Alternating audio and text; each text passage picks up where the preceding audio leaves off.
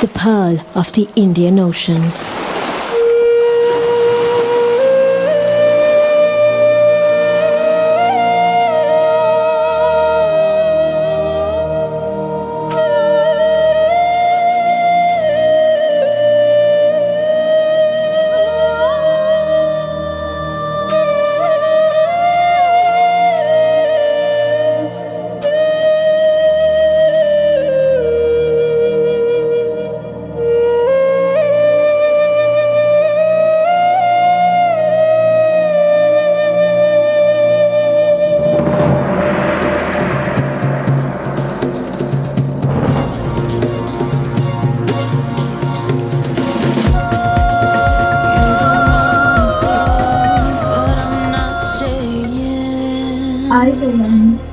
ඉතින් මම මේ සතිය ඔයගොල්ලන්ට කියලා දෙන්නේ කොහොමද සාරි එකකින් ඔසරියක් අඳින්නේ කියලා.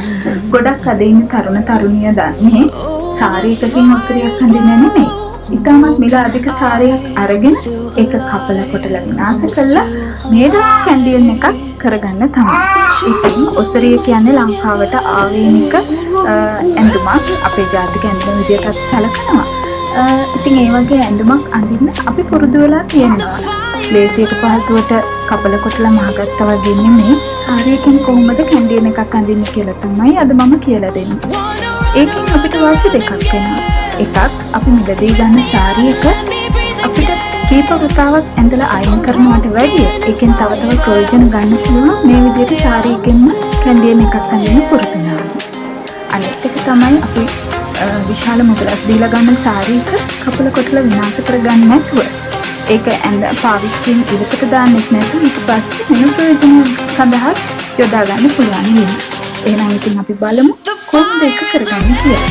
මේ ඔසරියක රැලි තියන්නේ සාරිය රැලි තියෙන ක්‍රමයට නෙමෙයි. සාරිය රැලි අපි තියන්නේ ප්‍රින්ට් එක තියෙන පැත්තේ නැත්නම් හෙවි වර්ක් එක තියෙන පැත්තට නමුත් ඔසරියේ රැලි තියන්නේ වර්ක් එකක් නැති කොටසට.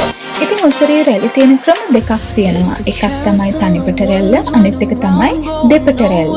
ඉතින් තනිපට රැල්ල තියද්දී හෝ දෙපට රැල්ල තියද්දී මේ ආකාරයෙන් අපි සාරියක දෙකට නමලා ආයෙත් නමනවා. මේ ආකාරයට නවලා හදාගන්න පුළුවන් අපිට තනිපට රැල්ල. ඔසරි පොටට.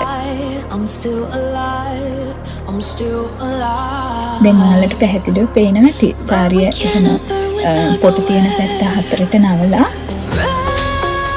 අපිට ඔන්න ඔය ආකාරයට ඔසරියේ තනිපට රැල්ල සකස් කරගන්න පුළුවන්. දැන් ඊළඟට මම පෙන්නන්න ඔසරියේ දෙපට රැල්ල සකසා ගන්න කොහොමද කියලා. ඒ විදිහටම සාරි පොට හතරට නමලා ඔන්න ඔය ආකාරයට තමයි දෙපට රැල්ල සකසා ගන්න. දැන් මම කියලා දෙන්න බලාපොරොත්තු වෙන්නේ කොහොමද සාරි කොට මම අඳින ක්‍රමයට හදාගන්නේ කියලා. මොකද මම පොඩි රැලි තමයි තියන්නේ.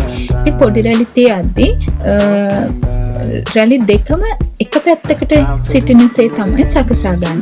ඒ කියන්නේ යටට එන රැල්ලත් උඩට එන රැල්ලත් රැලි දෙකම එකම පැත්තට සකසා ගන්න. ඒ කියන්නේ ශරීරයේ දකුණු පැත්තට එන විදිහට තමයි සකසා ගන්න. ඔයාලට පැහැදිලි වෙනවා ඉතින්.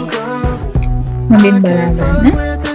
යටම තියෙන රැල්ල සහ උඩම තියෙන රැලි දෙකම එකම පැත්තට තමයි ඔසරිය අඳිද්දී අපි පොට සකසා ගන්නකොට රැලි තියාගන්නේ.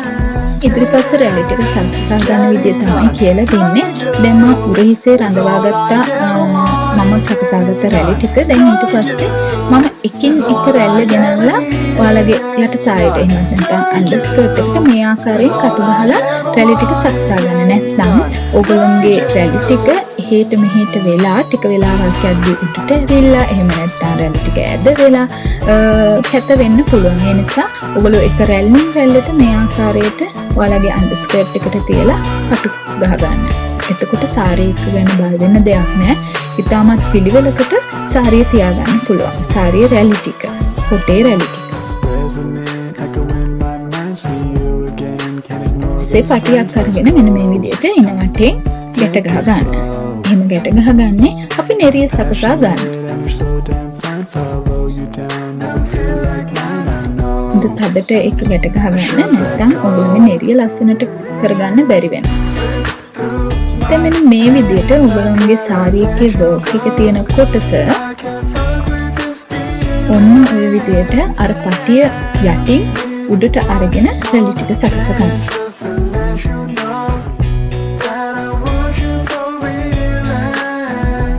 ඊට පස්සේ මේ ආකාරයෙන් නිරී සදාගත්තෙන් අනුතරව ඕගොල්ලෝ සාරි එකේ නිරි උඩට ගත්තට පස්සේ හලහා පිටස අපිට වෙනයි. ඒ ටික අන්ඩර්ස්කර්ට් එකට අල්ලලා පිටිකට යට්ටකට ගහලා සකසා ගන්න. එතකොට ඒක පිම්බිච්ච ප්‍රමාණය අඩු වෙලා ලස්සනට අපිට ඉදිරිපස කොටස සකසා ගන්න පුළුවන් වෙනවා.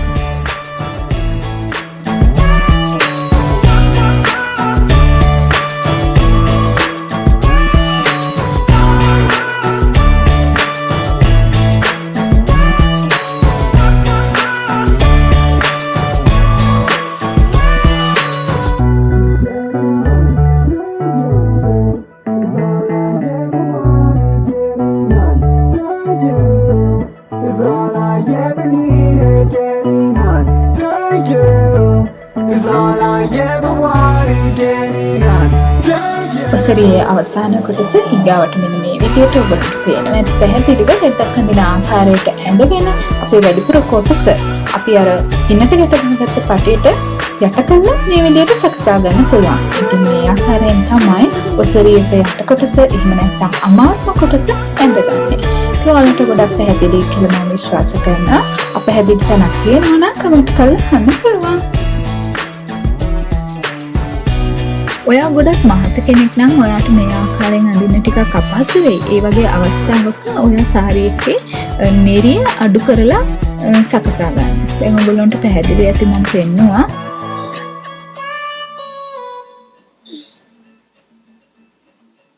ඒ විදිහට ඊට පස්සේ අර අපි රෙද්ද වගේ ඇඳගත්ත කොටස යට කර ගන්න ඕනේ.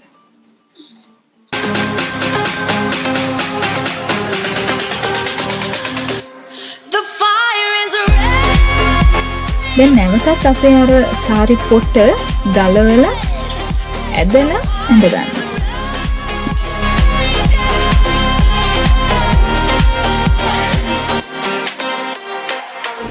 It's a carousel of words running around going nowhere. How do you survive while I'm burning alive? ඉතින් ඔයගොල්ලෝ ඉගෙන ගන්න ඇති ඔයගොල්ලන්ට පැහැදිලි ඇති මම කියලා දීපු විදිය යම්කිසි අපහැදිලි තැනක් තියෙනවා නම් මට කමෙන්ට් කරන්න. ඊට පස්සේ මම කියලා දෙන්නම් කොහොමද කරගන්න විදිය කියලා. ඒ වගේම ගොඩක් අය මාව subscribe කරලා තිබ්බා. ඒගොල්ලන්ටත් බොහොමත්ම ස්තුතියි. ගොඩක් අය කමෙන්ට් කරලා තිබ්බා. ඒගොල්ලන්ටත් බොහොම ස්තුතියි. ඒ වගේම අද ඔය මාත් එක්ක එකතු වෙන කෙනෙක් නම් මාව subscribe කරන්නත් අමතක කරන්න එපා. ඒ වගේම දිගටම මාත් එක්ක එකතු වෙලා ඉන්න ඔයගොල්ලන්ට යම් සුරුපලාවන් පිළිබඳ ප්‍රශ්නයක් තියෙනවා නම් ඒවා කමෙන්ට් කරන්න. මම ඉදිරි වීඩියෝ වලදී ඒ සම්බන්ධව පිළිතුරු ලබා දෙන්න සූදානම්. එහෙනම් ලබන සතියේදී හමුවෙමු.